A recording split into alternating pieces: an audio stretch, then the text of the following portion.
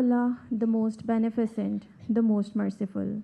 Honorable Vice Chancellor, Sindh Madrasatul Islam University, Professor Dr. Mujibuddin Sahrai Memon, our distinguished guest, Dr. Ishrat Hussain, former Governor of the State Bank of Pakistan, His Excellency Mr. Jamal Sangu, Turkish Consul General, our esteemed guests, principal officers, head of departments, faculty, staff members, and dear students, Assalamu alaikum and good morning. To begin our program, I would like to share a thought that resonates with the theme of today's discussion, and that is, experience is the best teacher. This saying beautifully encapsulates the essence of learning through encounters, which is the focus of today's lecture. Ladies and gentlemen, I, Zunaira Jalali, Manager Student Affairs, feel distinct honor to welcome you to the third session of our popular lecture series, an esteemed initiative by the Honorable Vice Chancellor, Sindh Madrasatul Islam University, Professor Dr. Mujibuddin Sahrai Memon. The series is designed to engage our academic community with thought-provoking leaders and experts who generously share their knowledge and experiences with the audience. And today, we are very privileged to host Dr. Ishrat Hussain, a distinguished economist and former governor of the State Bank of Pakistan. Sir, thank you very much for honoring us with your kind presence. Enter to learn and go forth to serve. I hope you all must have liked this documentary. Now, to introduce our distinguished guest of today's program, I would like to take this honor and invite on stage Honorable Vice Chancellor, Sindh Madrasatul Islam University, Professor Dr. Mujibuddin Sahrai Memon. Sir, please. Our distinguished guest, Dr. Ishrat Hussain,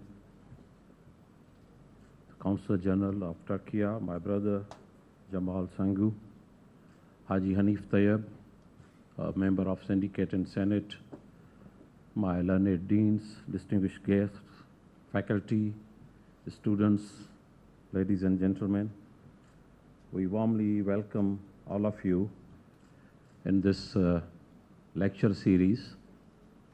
This lecture series was started in order to have our students and faculty to have interaction with our distinguished speakers of the country and abroad. In this, we had Dr. Arif Hassan and Senator Nisar Memon. So this is our third lecture, which is to be delivered by Dr. Ishrat Hussain. I have a privilege to introduce our distinguished guest, Dr. Ishrat Hussain. Dr. Ishrat Hussain was until recently advisor to the Prime Minister on institutional reforms and austerity with the status of Federal Minister and led government efforts to reform the civil services and restructure the federal government. In this capacity, he also served as the member of National Economic Council, Economic Coordination Committee of the Cabinet, and several other cabinet committees. During 2016-17, he was Public Policy Fellow at the Woodrow Wilson Center in Washington, D.C. During this tenure, he produced his latest book, Governing the Ungovernable, which was published by Oxford University Press. He is HEC National Distinguished Professor, Professor Emeritus, and Chairman, Center for Excellence in Islamic Finance at the Institute of Business Administration, Karachi. He had earlier served as a Dean Director IBA, the oldest graduate business school in Pakistan. During his term of office, he was actively engaged in the transformation of the institute to become one of the leading global business schools. He served as the Chairman, National Commission for Government Reforms for 2 years from 2006 to 2008 with the status of Federal Minister. The Commission produced a 2-volume report on government reforms in Pakistan. He was appointed the Governor of Pakistan's Central Bank in December 1999. During the next 6 years, he implemented a major program of restructuring of the central bank and steered the reforms of the banking sector. As a member of the economic management team of the government, he played a key role in the impressive economic turnout of Pakistan. In recognition of his meritorious services, he was conferred the prestigious award of Hilal-e-Imtiaz by the President of Pakistan in 2003. The Banker magazine of London declared him as the Central Bank Governor of the Year for Asia in 2005. He received the Asian Banker Lifetime Achievement Award in 2006. The President of Pakistan confirmed him the highest civilian award of Nishan-e-Imtiaz in 2016 for his outstanding public service. Dr. Hussain had a distinguished career at the World Bank for over 2 decades, 1979 to 1999. Among the key positions he held at the bank were resident representative to Nigeria, head of the bank's debit and international finance division, chief economist for Africa between 1991-94, and later as a chief economist for East Asia and Pacific region that included China.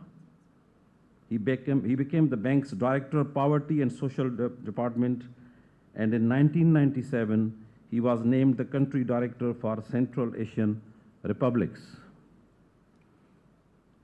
Since his retirement as the Governor, he has been actively involved in many national and international assignments. During 2005-06, he was appointed by the board of IMF as a member of 3-person panel to evaluate the IEO.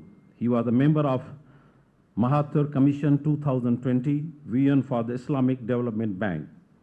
He also advised the IDB for creating its Poverty Reduction Fund. He was appointed by the board of Asian Development Bank to a 2-member independent panel to structure the accountability mechanism. He also served on the Middle East Advisory Group of the IMF, Regional Advisor Group of UNDP, the President Advisory Council of IDB, and the Chairman, World Economic Forum Global Advisory Council on Pakistan until June 2014. During 2009-10, he was appointed by the government of Pakistan to chair the Pay and Pension Commission. Between 2011-14, he served as an independent director on the board of Benazir Income Support Program, the largest social safety and net and conditional cash transfer program. He was reappointed to the board of BISP in 2017. He served as a convener, Economic Advisor Council, Ministry of Finance until 2017, and member, Advisory Council to the Minister of Planning, Development and Reforms. He was also one of the 2 non-official members of the Monetary Fiscal Coordination Board, headed by the Minister of Finance until August 2018. Dr. Hussain has maintained an active scholarly interest in development issues. He has authored 24 books and monographs, and contributed more than 40 articles in referred journals and 34 chapters in his books. His book, Pakistan, The Economy of the Elitist State, published by the Oxford University Press, is widely read in Pakistan and outside. His latest research and writings are focused on CPEC, and his book, CPEC and Pakistan Economy, has been published by the Center for Excellence on CPEC in May 2018. He is regularly invited as a speaker to international conferences and seminars, and has attended more than 150 such events all over the world. He has chaired or served on boards of several research institutes. Dr. Ishrat Hussain obtained master's degree in development economics from Williams College and doctorate in economics from Boston University in 1978. He is a graduate of Executive Development Program, jointly sponsored by Harvard, Stanford, and INSEAD. This is, to be very honest, a brief introduction. Frankly, I tried my best to summarize it because I did not want to come in between you and him. But frankly, when you invite such persons, it would be our ignorance that if we do not, because this program is basically is for my youngest students here who shall know the people who are moving around in this country and who are available and with a full health and full life and full experience to serve still Pakistan to move forward. To be very honest, when I was looking that, and I said, this is just a theoretical introduction which was given to me, and I was thinking about him. So I said, shall I call him a reformist? Shall I call him an educationist? Shall I call him an economist? Shall I call him a banker? And many things. So then I thought I shall go to the dictionary and see what is the definition of intellectual. Because we always say intellectual, you are intellectual, this is intellectualism and this and that. So Dr. Ishrat, you took me to have a dictionary to see the formal definition of intellectual. So let me read for you. Let me read for you the definition of intellectual. It says, an intellectual is a person who engages in critical thinking, research, and reflection about the reality of society, and who proposes solutions for its normative problems, coming from the world of culture, either as a creator or as a mediator. The intellectual participates in politics, either to defend a concrete proposition or to denounce the injustice, usually by either rejecting, producing, or extending an ideology, and by defending a system of values. So ladies and gentlemen, tell me, anyone who knows Ishrat Saab, what he is not. And I believe, sir, you have crossed the definition of intellectualism. We are very proud of you.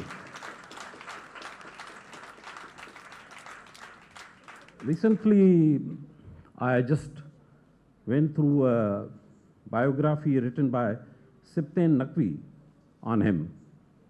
And again, one paragraph, which really gave me a vibration, and I thought it's my privilege to just share a small paragraph with you. He writes, sometimes people who are as morally upright as Ishrat do not have the political skills to preserve that moral integrity and still navigate the system. Ishrat has successfully managed both. He has been committed to doing things the right way, but has still managed to navigate the system. So when you combine these three, the unabating commitment to serve, the unabating commitment to raise the quality standards, and the skills to navigate the system, it makes for an amazing professional. And you are, sir, and we are very proud of you again. And let me finish my introduction. Ishrat साहब के लिए दिल कहता है कि मैं भी 1 घंटा बोलता जाऊं, to be very honest. Such a humble person I have crossed, and having such a profile in rare of my life, rare people which I have encountered. Sir, I will end with this one small poem which is written by Roseanne, and it almost reflects your personality. So I've just chosen to describe you through her poem. Chimes playing in this mind, crinkling and tingling throughout brain and being, teaching this mind new and vibrant ways of doing ordinary things, loving the way it has doing this through intellect and imagination, a perfect blend mixed with reality of life as it is being lived from day to day, an absolute mind opening into creative and mathematical processes that appear out of nowhere from within a blue light of the divine, a fascinating look at inner dimensions of the future and its total connection with spirituality bringing new life to humanity. I think this all describes you, sir, and I am very much thankful to my team, particularly the Directorate of Student Affairs, the Office of the Registrar, the Office of Public Relations, IT, and all my faculty who have been working and supporting me to have these lectures, and all my distinguished guests, students and faculty who are here to witness this. I hope that this lecture will be again an absorbing session for all of us. Thank you very much, ladies and gentlemen. God bless us. Thank you very much, Honorable Vice Chancellor, for beautifully introducing our guest speaker of today's session. Dear audience, in today's program titled My Experiences and Encounters, Dr. Ishrat Hussain will provide us with invaluable insights drawn from his remarkable journey. So without any further delay, please put your hands together for our esteemed guest, Dr. Ishrat Hussain. Sir, can you please come up on stage and take your seat? I would like to request Professor Dr. Jamshed Adil, Dean Faculty of Social Sciences, to please come up on stage and moderate this session. Sir, please. Before the moderator comes, let me thank Dr. Mujib Sehrai for his very generous comments. I was very much willing and looking forward to this session because I have never refused any interaction with the young students. I go from Gilgit-Baltistan all the way to Balochistan to talk to the younger generation. So when Dr. Sehrai offered me this opportunity, I was delighted. So let me first thank very profusely both for his remarks, but for providing me this opportunity to talk to you. And I would very much appreciate to have an interactive session with you rather than just the moderator and I talking, because there may be some questions on your minds which we do not know. So I encourage you to ask questions. The best way of learning is by asking questions. So let me preface my remarks by encouraging all of you to feel free to ask questions. And I used to tell my students at IBA, there is no question which is a stupid question, because every question is a relevant question. So please do not hesitate, all right? We welcome to you here at St. SMIU University on the behalf of our Honorable Vice Chancellor, our faculty members, our principal officers. We are grateful to have you here. So usually, most of the time, you are known as a famous from the point of view of economic expert. But since today, we are going to start our conversation with the help of your biography by Siptan Naqvi. And I would like to ask you in the beginning, from the very first question, the place where you have born and the year from where you have started your journey. As it has been stated that you have been born in Allahabad and your father, who used to be a practicing lawyer in Agra. So what are the memories, or what have you have come to know through your parents? If we start from there, then we may have there the number of interesting things which we want to know from you. Please, sir. Thank you very much. First of all, let me say that Dr. Sehrai and my friend mentioned this particular book, and I'm leaving it for your library so you can read it at your own leisure. And there is another book, because a lot of people ask me, we all know what the problems Pakistan economy is facing, what are the challenges, but what can we do about it? So this book, which is very latest book, Pakistan Economic Challenges and Solutions, provides you the pathway as to how things can be improved in this country. So I will leave this for the library also, and hope that you will have a chance to go through this. Thank you. Now, coming to your question, I think it is a very sobering thought that our forefathers really made a huge sacrifice for achieving this country. Right. We were living, I was at that time in 1947, 6 or 7 years old, and we were living in Agra in an area which was surrounded mainly by the Hindus. We were one or two Muslim families. And all of a sudden, we got a call from one of our neighbors, the Hindu neighbors, that you better move out of your house and run away wherever you can. Otherwise, your house will be attacked that night.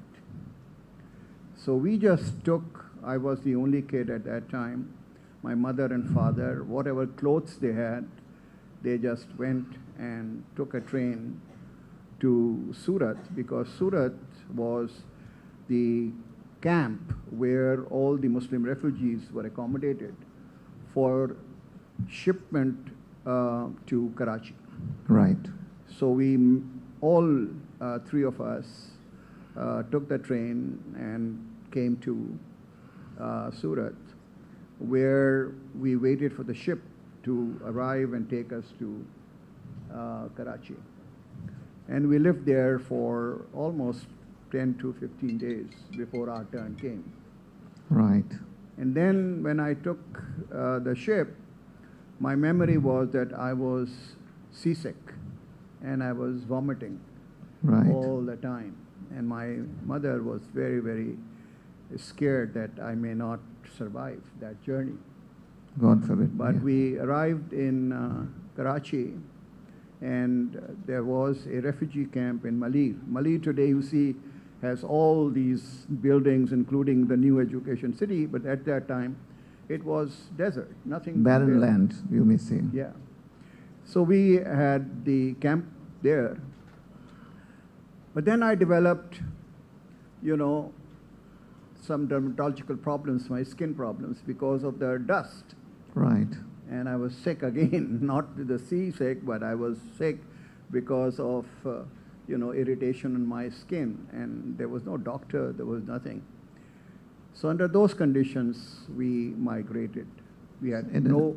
So we may say in such conditions, you people have landed here in Karachi in those days. So if we move on this talk, so how long you have stayed here in Karachi? You have settled permanently here, or you moved on? No, I just was continuing. Yeah. Then I found that my auntie and her husband had moved to Hyderabad, Sindh. Right. From Jaipur. And they contacted, you know, with great difficulty, my father. And they said that next to our house is a house which is being vacated by a Hindu family who are migrating to India. Correct. So you might like to come and live there. So we migrated, moved out of the camp and went to Hyderabad. Great. And Hyderabad is our town. That is where I got my schooling. I went to Government High School, Hyderabad. I went to Government College, Hyderabad. I went to Sindh University, Jamshoro. I did my master's degree. So when we talk about the government school, the same government school which we have right now here in a nearby Garikhata, and this is the school which we are school, yeah. So what was your, because it has been, as it has been narrated by Sibtain Naqvi, that at the time when you got admission in the school, you were too young in comparison to your other classmates. So what was the experience? Because my father was very ambitious. He said, you should jump the grades. You should not go in the same class as your... So he gave me private tutoring. So when I entered the school, I was the youngest, and when I did my matric in 1952, I was 12 years old. So I was very, very young at that time, which had a disadvantage because I didn't play any sports, I didn't do any outdoor activities, so I could not develop my both physical personality and extracurricular activities, which I missed.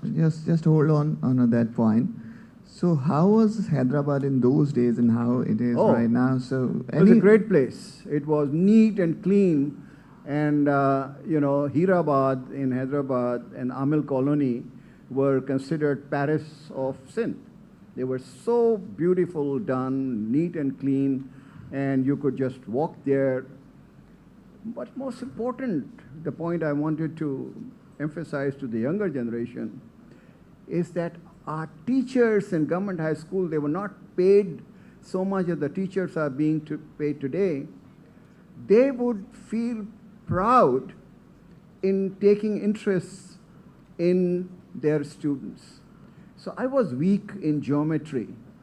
So my teacher of geometry would stop by after the school hours and sit with me and try to help me in geometry without charging any fees. There was no concept of the tuition. Some of my colleagues were bad in English, so the English teacher would come in. They were so committed to their students that they didn't care for their personal, benefits. Today, I'm sorry to say, the greed and the money are the features in everybody's life, and that was absent. And what I am today, it's not because I went to Boston University or I went to Williams College. It is because of my training at Government High School and Government College, Hyderabad. I'm very proud of being there. And I think this is what we need in this country. Invest in your younger generation, and with the teachers are the real change agents. They can change the mindsets of people, and whatever values Dr. Serai pointed out by me and what Siptan has documented, I inherited that from my training at the school and the college. Those are the building points for your character, for your citizenship, for your professionalism. So we have to start from the schools, and the main burden of that is the teachers. So from school to college, in college you have got a degree of, what were your majors? BSc. I did BSc. But as Siptan pointed out, I was very small in size, and all my other colleagues in the college were quite tall, physically very robust. So I became, object of ridicule. Everybody used to cut jokes about me. And that can give you the feeling of inferiority complex, or you can say, I want to prove them wrong. Right. So I took the second line of action, and I started in college debating. And by fourth year, I was elected the vice president of Government College Union. Right. And the same people who used to make fun of me became my supporters. And I won debates all over Pakistan at that young age. So I took upon myself, don't lose hope, but fight and struggle in order to prove yourself. And that's my message to you, all younger students. Never give up. Persevere and feel good about yourself, and you will, inshallah, succeed. That is what my lesson from this encounter was. And then your journey for university education Then I began. I joined the Sindh University. Which department you have first got your admission in university as a student? Well, at that time, Sindh University was not shifted to Jamshoro. There was what is now Allama Qazi campus. But again, University of Sindh at that time was something which I wish all the universities in Pakistan could be. We had a vice chancellor, the great man Allama Qazi. Qazi Fazlullah Sahab was the Minister of Education.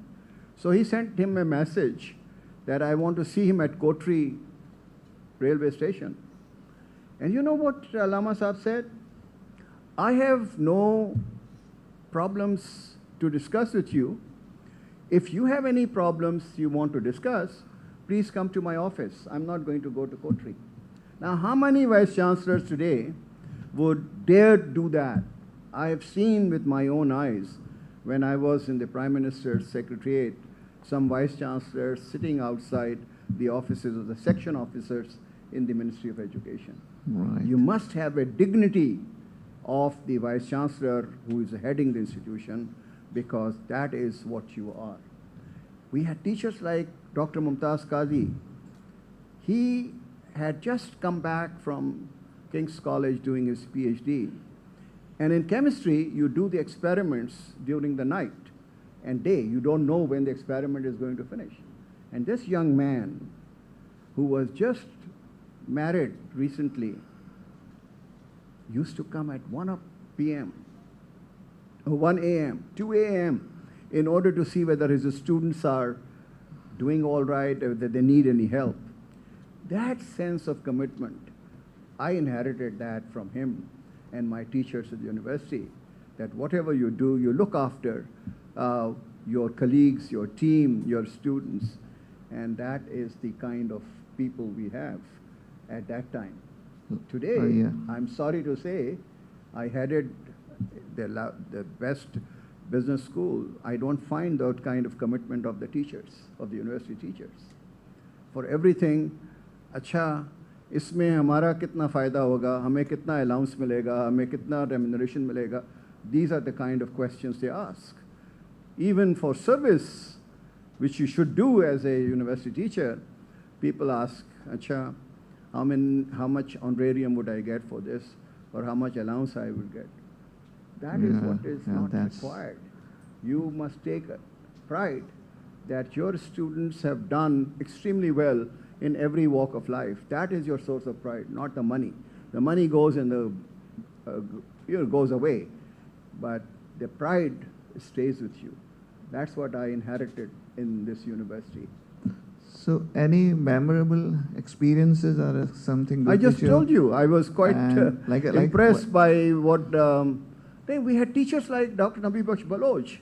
We had teachers like Dr. Nabi Baksh Qazi, Dr. Hali Potter. I mean, you name it. They were trained abroad, and they were the best intellectuals in Pakistan. I'm sorry to say that, and I don't want to offend. I don't find any Nabi Baksh Baloch, any Nabi Baksh Qazi, any Hali Potter in the present set of the university teachers. They don't have that kind of thing.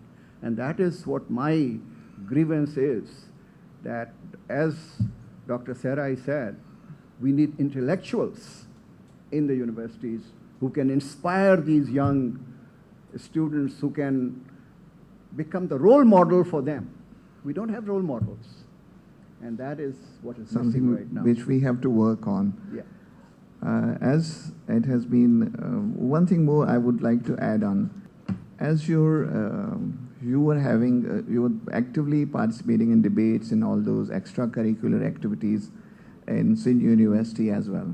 I was General Secretary of the University Union. And you, as we come to know through your biography, that you come across Adib Rizvi as well there, Mazharul Siddiqui, ex-Vice Chancellor of SMIU University. Yeah. So what was your experience or interaction with these fellows? Well, these were my friends. I mean, Mazhar ul Haq Siddiqui and I contested on the same platform. You know, at that time there was a lot of tension between the Muhajirs and the Sindhis, and we said no. We are all Sindhis, we will work together. So Mazhar was a candidate for the vice presidency. I was a candidate for General Secretary, and Agha Shahabuddin was a candidate for the joint. And we were on the same platform, and we won. Great. And we proved that unity among us will actually take us very far.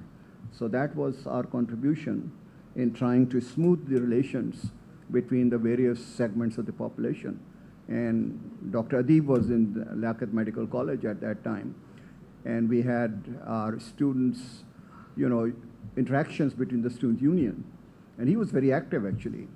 And from there, we developed friendship, which still exists. I still meet him quite frequently. So those were the people with whom I grew up, actually. So once your studies at SMIU University finish, then you move on for further studies, or you have opted for... I went to... This is a very funny story. My father was very insistent that I should become a medical doctor. And 5 of my sisters and brothers are actually medical doctors. But because I was underage, I couldn't get admission after InterScience. I couldn't get admission after BSc. And after MSc, I said, I'm not going to spend another 5 years. So we came to a compromise. And the compromise was that if I get a scholarship for a foreign university for advanced degree, then he will forego his, Desire claim for my going to the medical college. So I applied for scholarships. At that time, very few scholarships were available. But because of my background and my academics, I got admission at University of British Columbia in chemistry. And I did my master's with the financial stipend from them, fully paid. So the only thing my father had to do was to provide for the ticket from Karachi to Vancouver. So that's how I got away from being a doctor. Become a medical doctor. Ended up as the chemistry. But these boys and girls must realize that you may choose a profession for wrong reasons. And I realized when I was in Vancouver that I'm not cut out to be a chemistry PhD or a chemistry teacher or a chemistry professional. Why? I was a people's man. I enjoy going and interacting with people, creating my networks, debating, union activities, all that. But in chemistry labs, you are holed up during the whole night and you're sleeping during the whole day. So there was a conflict between what my aspirations were and what I wanted to do.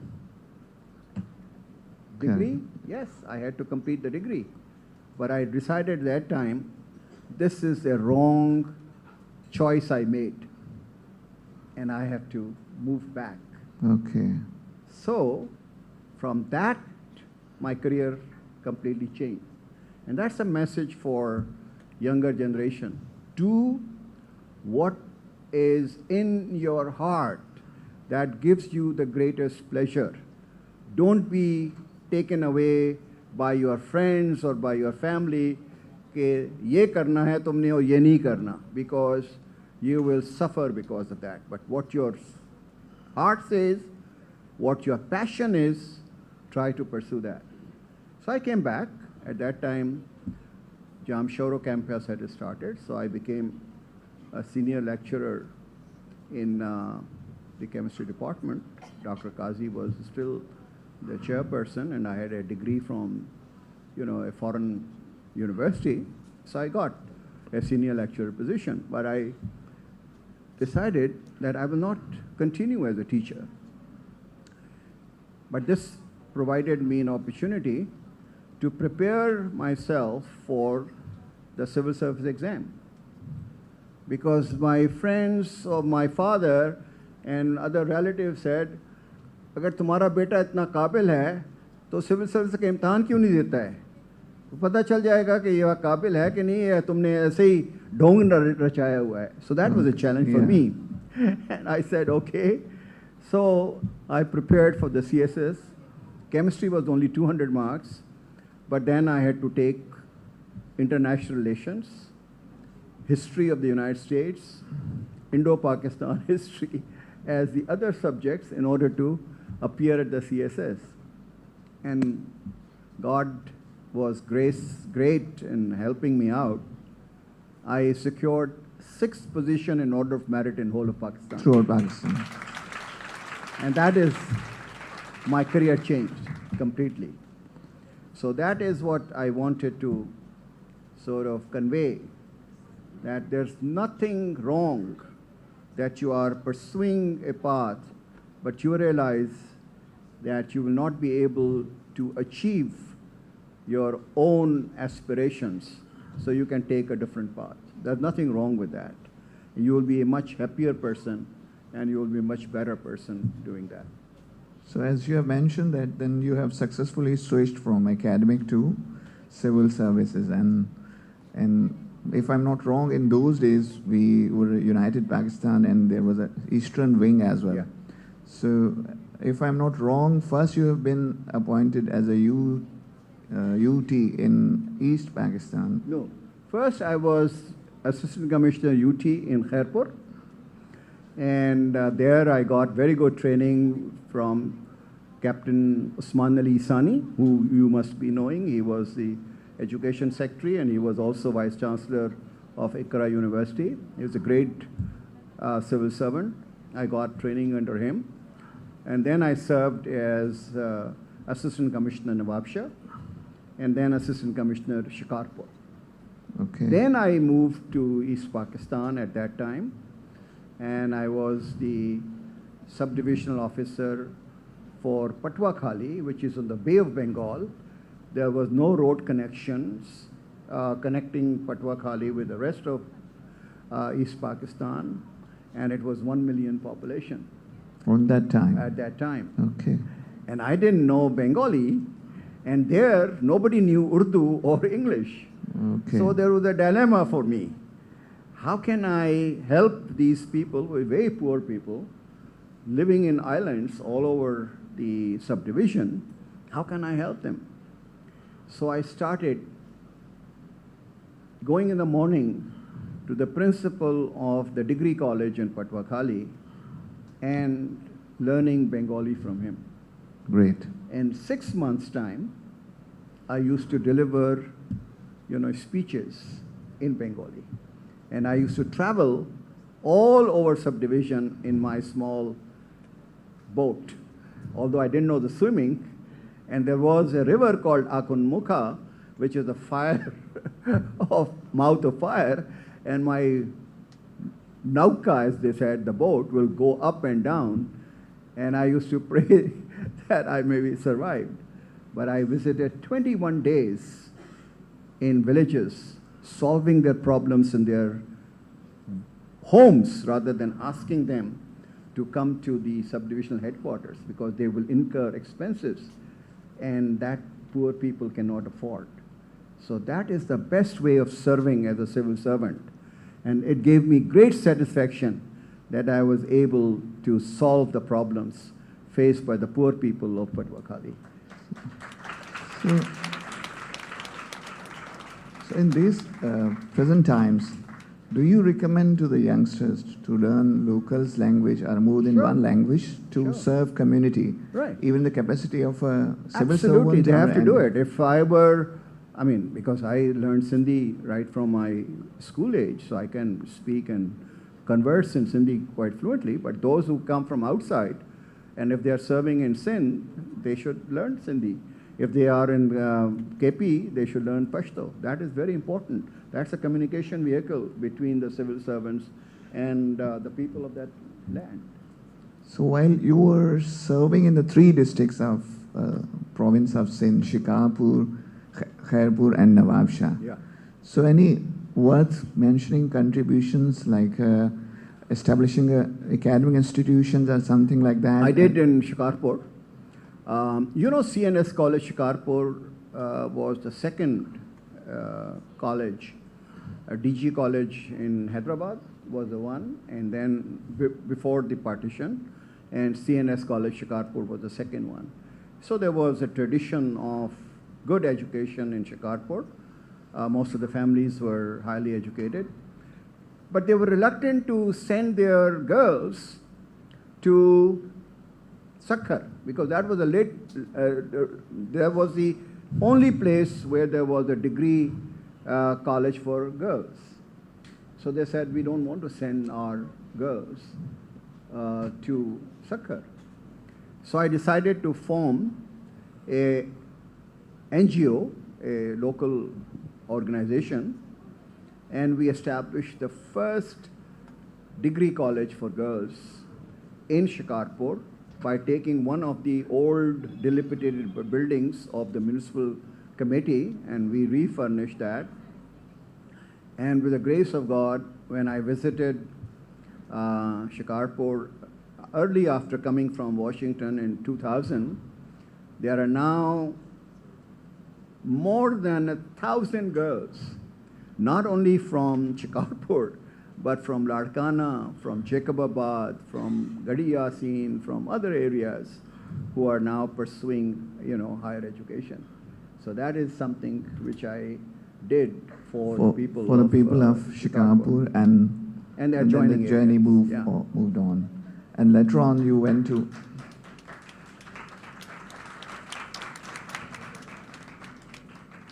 So how many places you have served in one district in East Pakistan? I went to Chittagong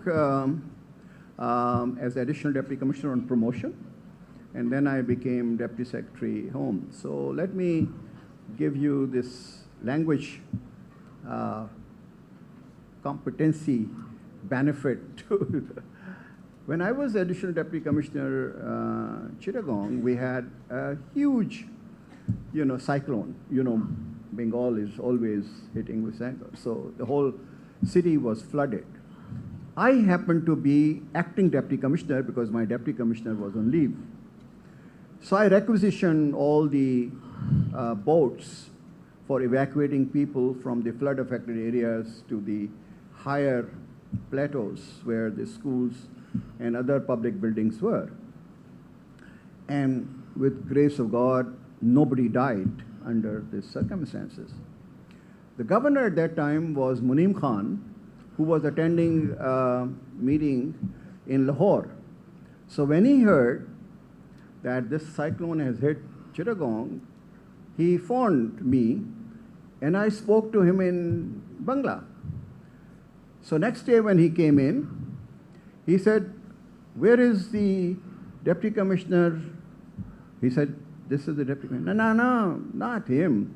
"Oh, Bengali deputy commissioner." He said, "Sir, this was the guy who spoke to you." And he, hugged me and said, "Oh my God, you spoke just like any other Bengali." Right. So that is what... It gives a sense of belonging. No, it enchants you. I'm not bragging about it, but I don't think any subdivisional officer in Patuakhali got a joint farewell see-off by Awami League, Muslim League, Jamaat Islami, and National Awami Party. All the four parties, although they were fighting with each other, joined in giving me a farewell because I spoke Bengali.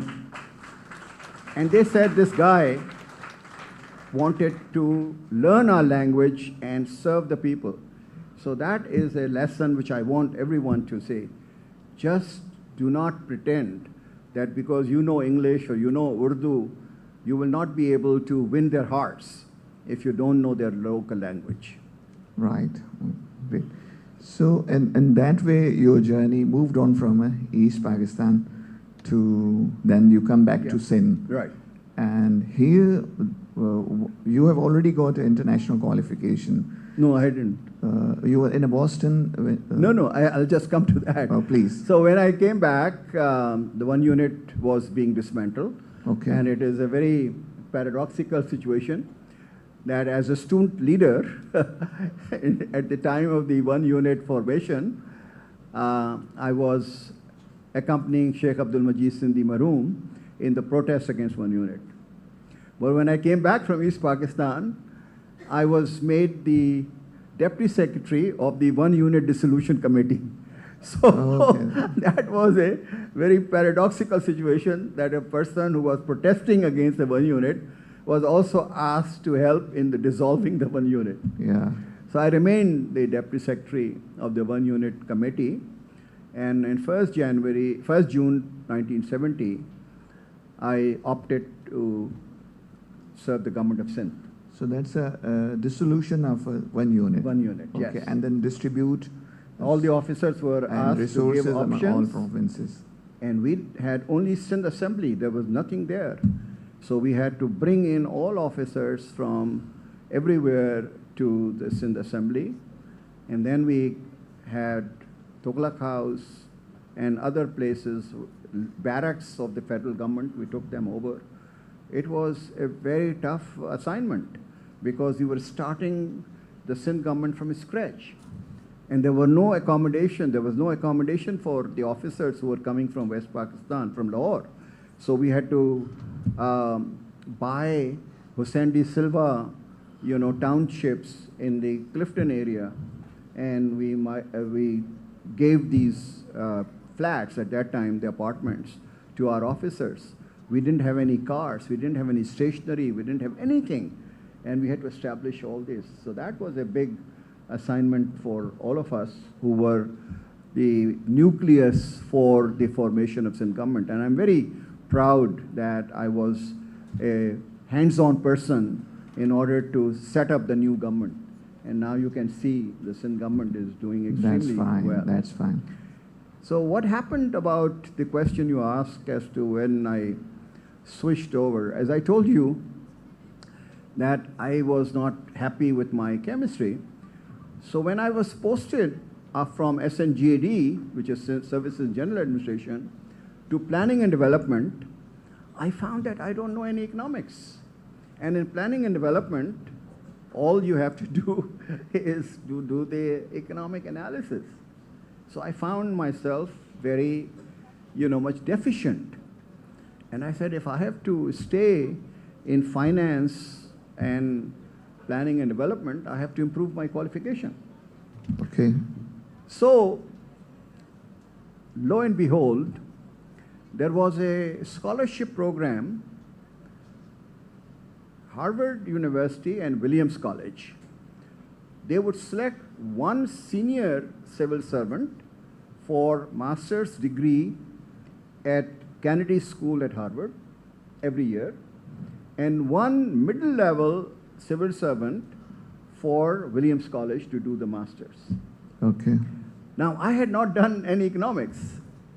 So when SNGAD sent the nominations to the governor, at that time the governor was Rahman Gul, Lieutenant General, and his secretary was Salim Abbas Jilani, who later became the Chief Secretary of Sindh.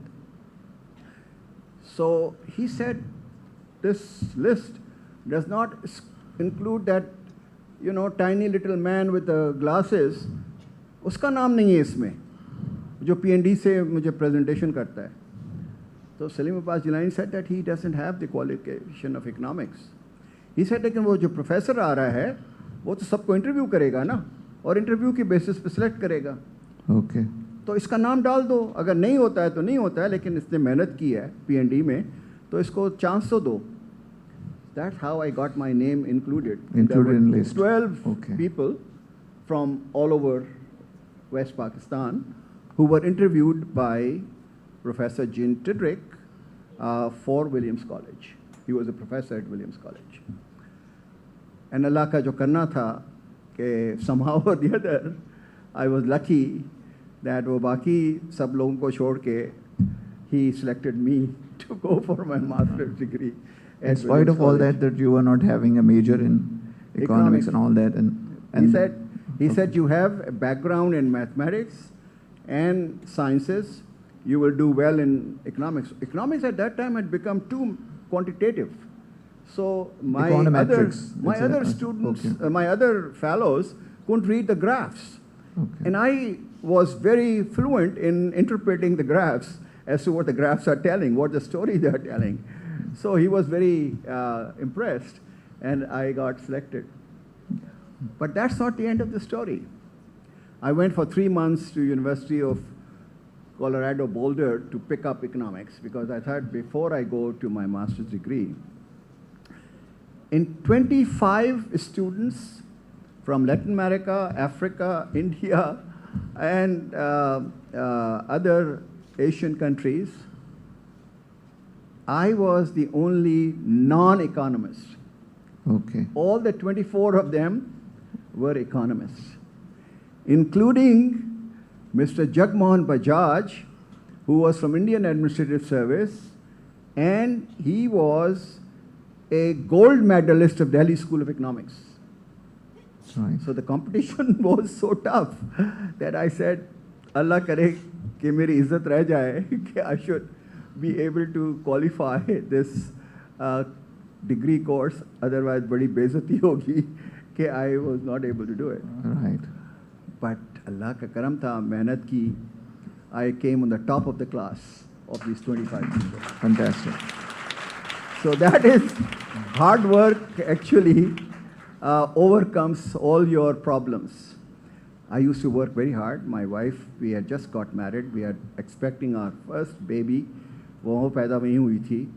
But she was completely taking care of everything because I was studying night and day in order to qualify my exams. So that, I think, was the turning point. I then got very much interested in economics. So I came back because it was a one-year course. I came back. I joined the finance department, and most of you may know Mr. Rafiq Akhund, a wonderful person who was my finance secretary. And he gave me a lot of opportunities in order to apply what I had learned at Williams to Sindh government. So I created manuals, I created the codes, I created the procedures for project analysis and everything for Sindh government, which are still being used. Right. So that was my contribution. So after that, I became Additional Secretary Finance. And there was a scholarship program for Ford Foundation. But it was for 18 months only. This was 1976. And that was for a PhD degree. So I got accepted in Cornell, Stanford, and Boston University. But Cornell and Stanford said you have to complete 3 years residence. Okay. But the scholarship was for 18 months. So the only university which said you can do this in 18 months and then you can submit your thesis later on was Boston University. Okay.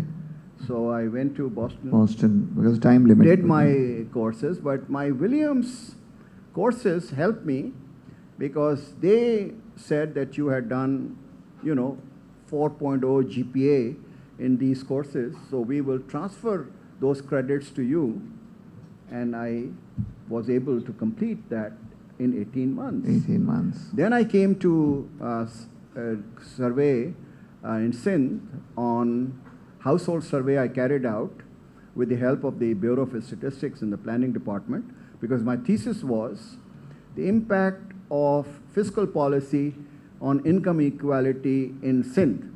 So it was Sindh-centered. So I carried out a survey, and then I wrote my dissertation, which was accepted. So that's how I got my PhD in economics from Boston University.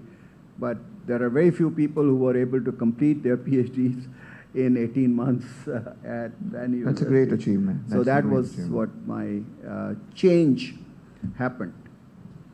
It must have been a very challenging to switching from a one field, and then there's a time limit to complete by 18 months time with a 1.5 year, which is very But there's no substitute for hard work and perseverance and commitment. I was not chasing, like आजकल के बच्चे जो हैं, जब मैं IBA में था, अच्छा सर ये हमारा अगर 1 point आप बढ़ा देंगे तो हमारा 3.0 हो जाएगा, हमारी डिग्री जो है वो बेहतर हो जाएगी, और टीचर्स के पीछे पड़े रहते हैं कि बस ये ग्रेड्स के. They don't realize के what you have acquired as the knowledge, that is what you have to apply. Grades and degrees do not count actually. This is the message which I wanted to give to the younger people. Okay, today's world, it is a knowledge economy. The more knowledge you have absorbed, whether you are a GPA or 2.0, but if you have that knowledge and you apply that knowledge, you will be successful. I've seen 4.0 grade average, but they are a failure as far as the practical life is concerned because they do not have assimilated that knowledge and applied that knowledge. That is what really counts. Really. From your earlier academic achievements, then you become an academician in university. From there, you have switched to the civil services. And then onwards, when we look at your biography, there was another phase when from where you have changed or switched from a civil services towards the World Bank and all that journey. So what were the circumstances or the conditions which compelled you or motivated you to go from? I think you have done your homework. So let me say what happened. So when I came back, I was posted in Sindh government. But at the same time, there was an advertisement in The Economist magazine for a country economist for Liberia, Sierra Leone, for the World Bank. So I said, this is international competition. I always believe in competition. No sifarish, no approach which is normal here. I said, this is international competition. I have to compete with the rest of the world. And I have to prove myself that not only in Pakistan, but outside Pakistan also, I can succeed. That was a challenge. But the problem was bureaucracy. The establishment secretary at that time said, this boy has just come after 18 months of his scholarship. He has to serve at least 3, 4, 5 years in Pakistan before he can go outside. So that was a dilemma. He was saying something which was according to the rules, and he was, justified that. But my planning and development boss was Aftab Ahmed Khan, who was at that time Secretary Finance. And this was Ziaul Haq's period. And Ghulam Ishaq Khan, who became the President of Pakistan, was at that time the Finance Minister. So Aftab Sahab wrote a note dissenting from the Establishment Secretary. Okay. And said, this is an international competition. This is not a post reserved for Pakistan. So let him try his luck. If he succeeds, this will be a kudo for Pakistan that a Pakistani has succeeded in international competition. If he doesn't succeed, he will serve. Okay. So Ghulam Ishaq Khan agreed with that, and he sent the file to Ziaul Haq. Ziaul Haq overruled the Establishment Secretary and allowed you to supported Ghulam Ishaq Khan. Okay. That's why I was able to apply, and I was selected to the World Bank.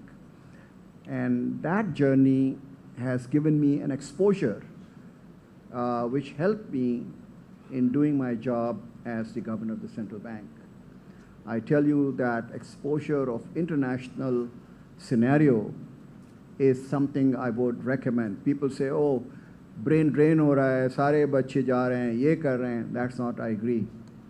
You go outside, you acquire a knowledge and experience which you can then apply to Pakistan. I would have become the governor if I had remained the civil servant, but I could not have achieved even 1/10 of what I did after my exposure of 20 years in the World Bank. International assignment. International assignment. Right.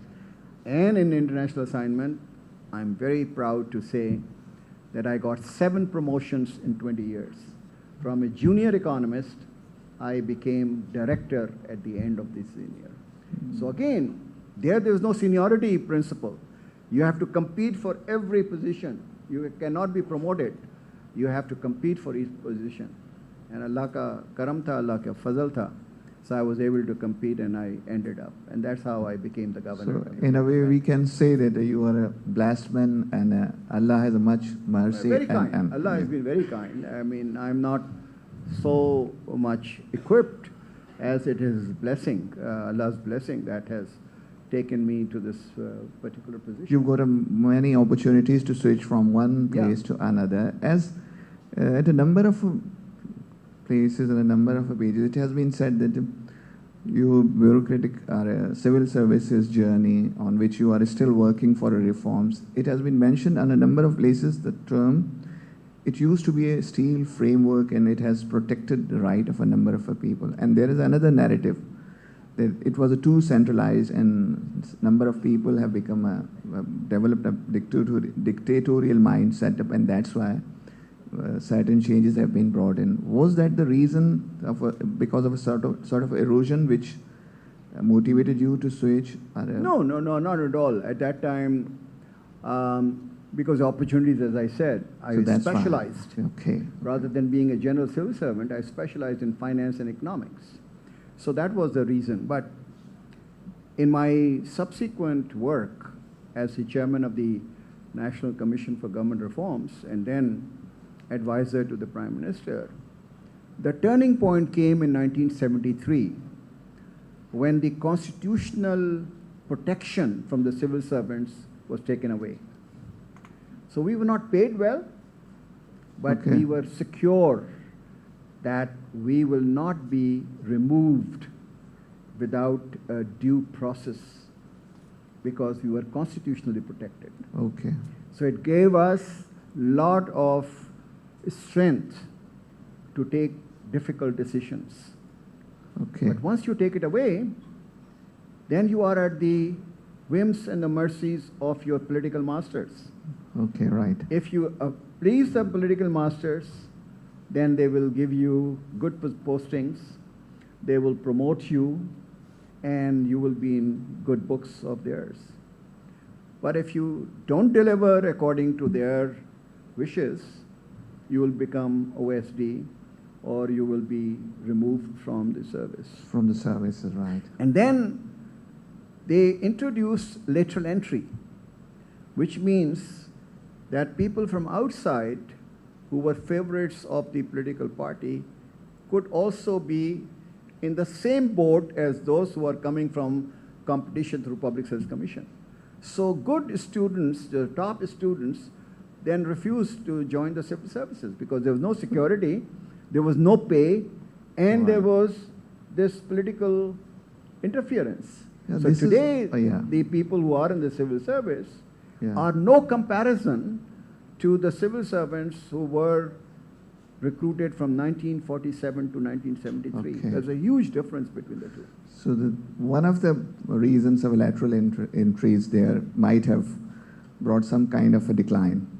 But at the same time, it has been mentioned in your biography that that was something which was not good to encourage lateral entry in civil services. Like it has been clearly mentioned that the former president, Ghulam Ishaq Khan, he himself used to be lateral entry. So in civil services, it is not liked much. But at the same time, you encourage lateral entry in state bank and allowed people to come. So why these two contradictions are why at one place it's not good enough and another place? Good point. Let me clarify what you said. You said rightly, but for every position, it was open to the insiders of the state bank and outsiders also. So if you are good enough to clear the exams and the interviews, and you are insider, you can jump from OG2 to OG5 without going through the seniority. Okay. So it is an incentive for younger people to equip themselves with the skills so that they can qualify. But if they're an outsider who is equally good, he brings in fresh ideas and new knowledge. Okay. So it is an amalgam of internal competition and external intake, which I introduced in State Bank. And I'm still arguing for the civil service. Now you tell me that petroleum, power, science and technology, information technology, just name 4 of these. These are highly specialized subjects. You don't need generalists like me to run these ministries. You need specialists who know what these subjects are. So you should have the generalists but also have the specialists working together in the ministry in order to improve the output and the quality. So that is my proposal for the civil service reform. Right. So for international assignments, you have remained out of Pakistan, are not much involved in the services here for almost 20 years' time.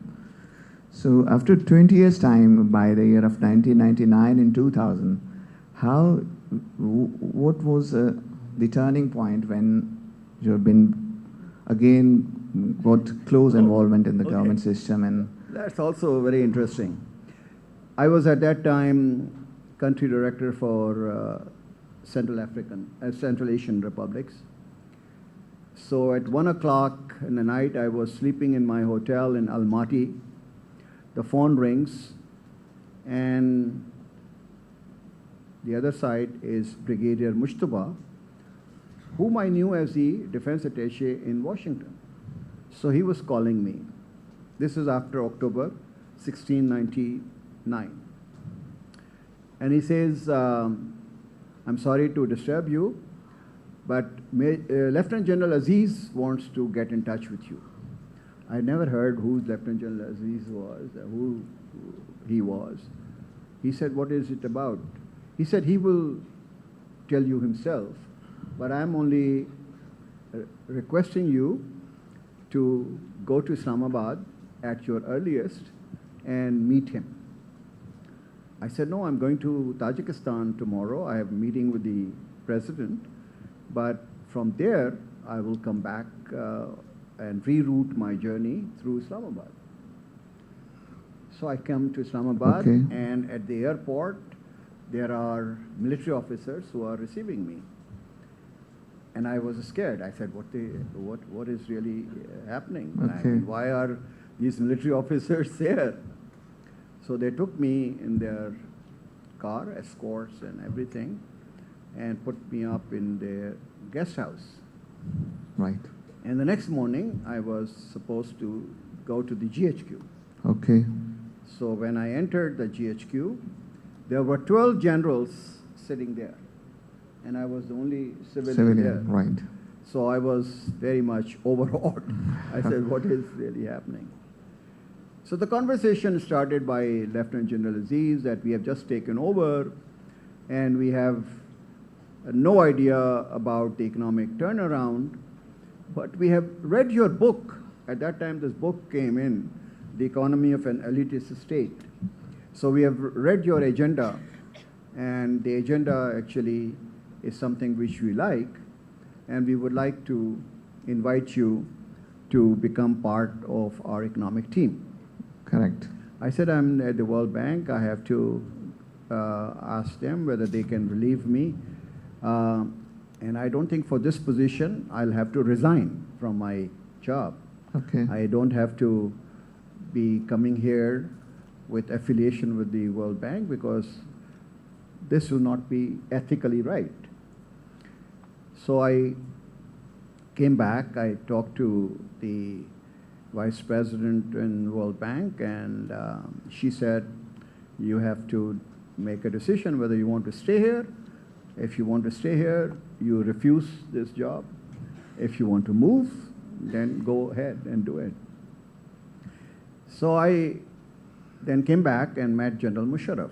And General Musharraf said, देखिए मुझे तो economics का अलिफ बे नहीं पता है और हमारे प्रॉब्लम्स जो इकोनॉमिक्स के बहुत ज़्यादा हैं. We want to assemble a team and we will give you free hand. We will not interfere and you have to turn around the economy. And that's why we want you to become the governor of State Bank. We are interviewing some other people, but if we decide to give the job to you, are you agreeable to do that? And I said, on one condition, which you already said, I would not tolerate any interference from your office or from your political supporters. Okay. That is the condition. And he agreed, and then on December 99, I resigned from the World Bank and joined the State Bank of Pakistan. State Bank. And I must say that he gave me completely free hand and never interfered even once in any of my actions which I took. Some of them were very unpleasant to him and to his, colleagues. Yeah. But he never said, you cannot, because I could have resigned. I was ready. They offered me the job. I didn't ask for the job. Yeah. So if they don't fulfill their part of the bargain, which is that I should do independent work as the governor, I can walk away from it. Yeah. I don't true, care for true, that. True. So the job should not be, you must be seeking. To the younger generation, my message is that the jobs will be chasing you. You should be in that particular position. And I think you'll be very happy and you'll be delighted to do that. Great.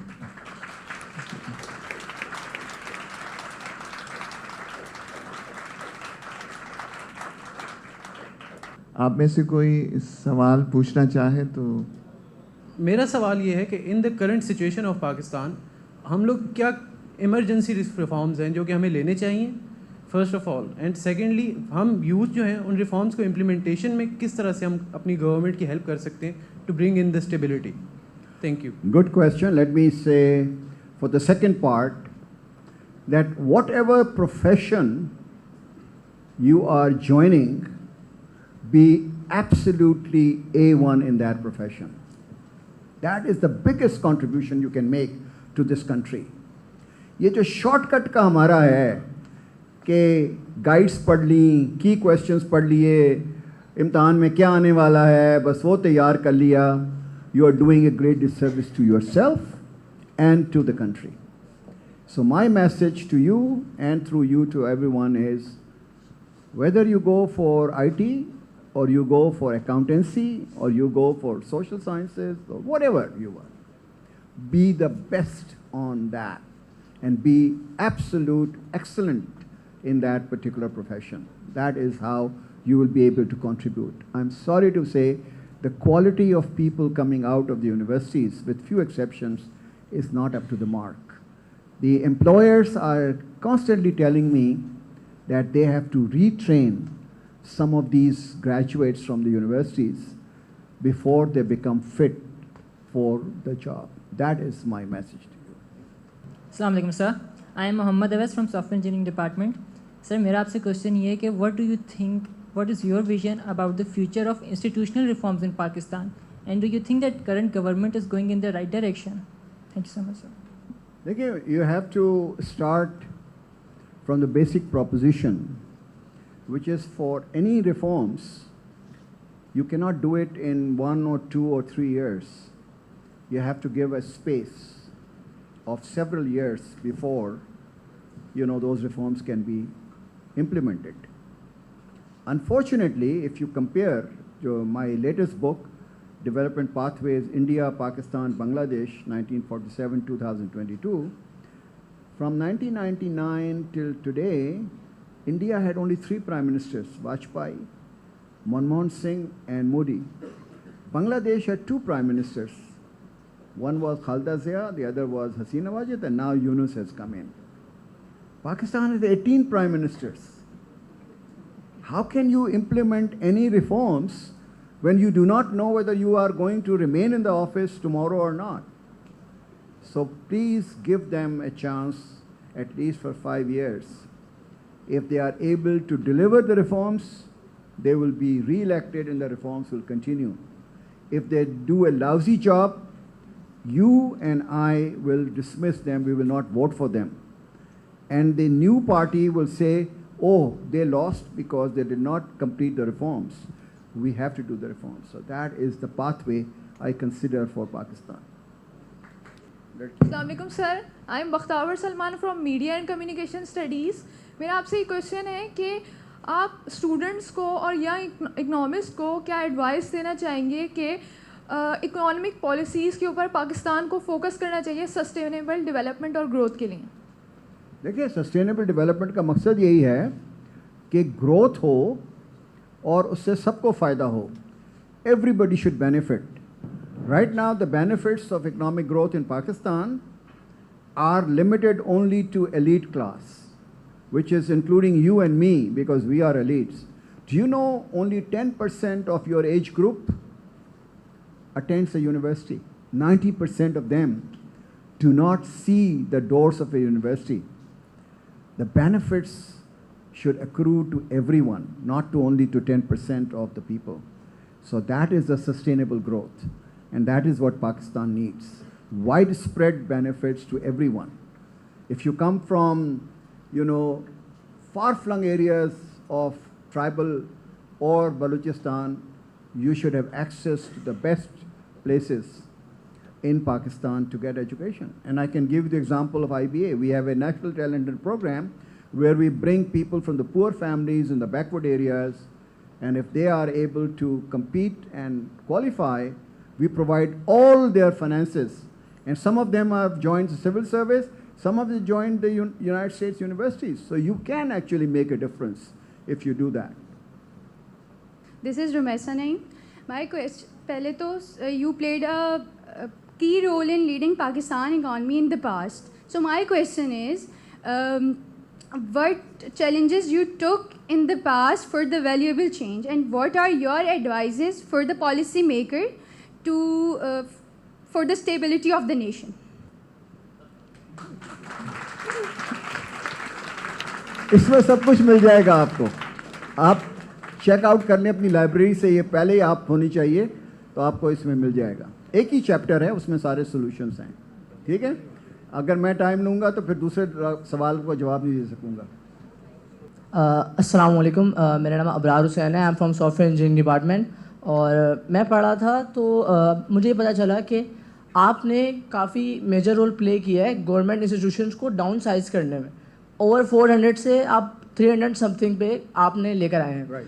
तो जो उनकी department की inefficiencies थी उनको आपने identify किस तरह किया, कौन सी स्ट्रेटजीज इस्तेमाल की, और साथ ही साथ इस प्रोसेस के दौरान ऑब्वियसली आपको रेजिस्टेंस भी हुई होगी, तो आपने उस रेजिस्टेंस को कैसे टैकल किया, तो इस बारे में आप कुछ बताएंगे?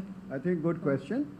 What we did a survey of all the 442 institutions, when they were formed, under what legal instrument they were formed, what was the purpose of their formation, and what are they doing today. And some of them were formed in 1950s, and they were just drawing salaries and doing nothing.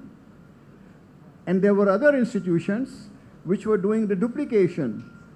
That one institution is doing the same thing and the other institution is doing it.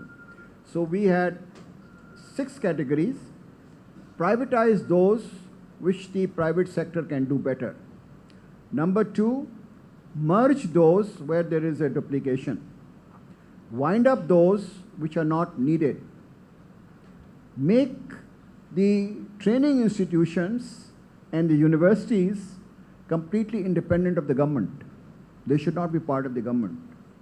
Number 5, bring in new institutions, especially in the field of IT and artificial intelligence, which do not exist. So that was my strategy, which I used for this purpose. Assalamu alaikum, sir. Thank you for the time. And मेरा सवाल ये था कि as a computer scientist, fintech industry का पाकिस्तान में, what is the future of fintech industry, especially in Pakistan, and how can, as a computer scientist, we can play an important role in the growth of this industry here in our country? Thank you very much. Okay, fintech has a lot to offer. For example, if you look at the financial inclusion, it says branchless banking, which is a fintech, and has done wonders. Millions of people today hold accounts because of the branchless banking. They are not going for brick and mortar banks. They are going for branchless banking. Now the State Bank has given license to 5 digital banks. So you don't have to visit a branch, you can do all the transactions. And still 83% of the financial sector transactions are taking place through cash. That is not desirable. We have to be other way. 83% should be digital. So the fintech can play a very important role, and you are in the right field, and you must contribute to that. Give me your public significant roles which you faced praise and criticism. How do you handle public resistance and criticism? आवाम का जो Yeah, resistance comes not only from public, but it comes from the politician who are going to lose their, patronage. They come from the bureaucrats who are going to lose their power. And that's why the implementation record of all these reforms is very poor, because there is a lot of resistance, and that's why they're not being implemented. Hello, this because is sir is Neha running Bazawe short of a time, so one question only, from please. SMIU University, and my department is English Literature and Linguistics. I need a suggestion from you that so many students are confused. Either they need to do literature or linguistics. But my interest is in literature, and I want to do linguistics as well by focusing on NLP, National Language Processor, to make a software for my own language. And if I would successful in that, so I would do more work to collaborate with other languages like Urdu, Sindhi, and then Balochi, Afghanistan language as well, all those languages. So I am not sure, either I have to choose literature due to artwork or linguistics. And I would like to say it's an honor for all of us to sit among you guys. Like you are very valuable person at this moment. Thank you very much. No, I think for coming SMIU. You should use today a multidisciplinary approach. If you want to use the linguistics, especially the local languages, you must have knowledge of the software applications also. So you must have courses both in the IT as well as in the language linguistics. ये जो पहले होता था कि हमने इसी में रहना है, that is no longer available. The choice today is interdisciplinary, that you have one field, but you supplement it with another field. So that is my advice, that you go for interdisciplinary approach rather than a single discipline approach. Well, thank you so much. I wish I had more time. हमारे moderator ने बहुत time ले लिया. बड़ा अच्छे सवालात इन्होंने पूछे. So, but I very much wanted to spend more time with these students. जी बहुत शुक्रिया आपका टाइम देने का. दरअसल जिस तरह आपकी जो सवाल हयात ये जो लिखा हुआ है, इस हवाले से तो एक नशिस्त में तमाम चीज़ें मुकम्मल करना खुद एक चैलेंज था, लेकिन आपका बहुत शुक्रिया. आपने सब्र से और तहम्मुल से हमारे सवालात सुने. We are grateful to you, all of us. Thank you very much, Dr. Ishrat Hussain, for sharing such inspiring encounters and experiences from your life. And thank you very much, Professor Dr. Jamshed Adil, for beautifully moderating this one-on-one session. I think we should have a round of applause for both the moderator and guest speaker of today's session. We are very honored that His Excellency Mr. Jamal Sangu, Consul General of Turkey, is present with us in the program today. Sir, I would like to request you to please come up to the rostrum and share a few words and thoughts about today's popular lecture. Please. Bismillah ar-Rahman ar-Rahim. I think today in this auditorium we are all very blessed and privileged to listen to such a distinguished personality, my dear brother Dr. Ishrat Hussain.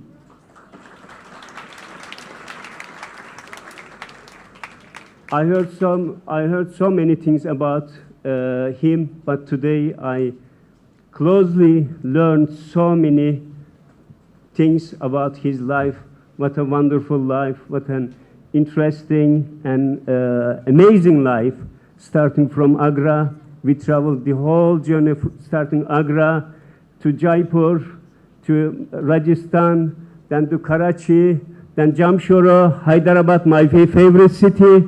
Then we went all the way to Chittagong, to Bangladesh, which is also my favorite country as well. Then we traveled all the way to Canada, Vancouver, where he got his master in chemistry.